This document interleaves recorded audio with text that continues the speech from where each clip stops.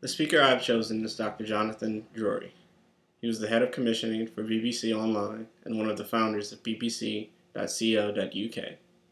He came to the web from the TV side of the BBC, where as an editor and producer, he headed up dozens of television series on science, education, and the arts. He is now a director at Changing Media LTS, a media education consultancy.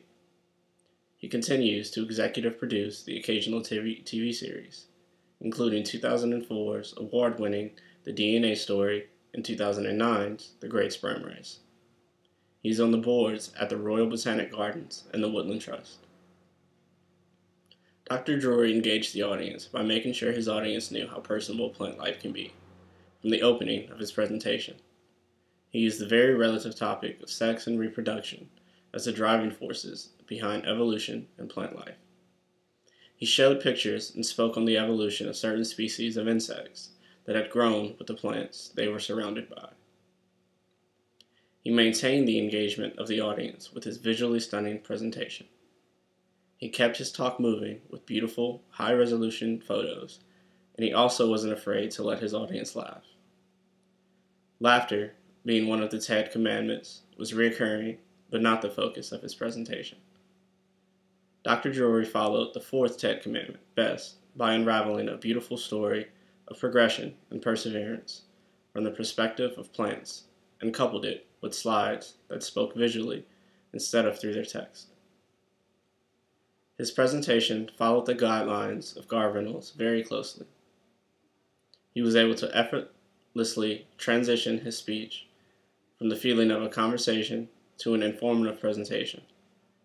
His script was prepared, but he left room to experiment and work with his audience, making for a much more natural presentation.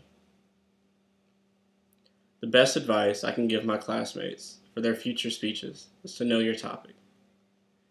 Make sure you pick something you can speak on with passion. Also, just because you're knowledgeable on the subject doesn't mean you can't do a little bit more research. Always know what you're talking about, because not only does it help with reinforcing your audience's respect and your ability to convey factual information, it helps with confidence.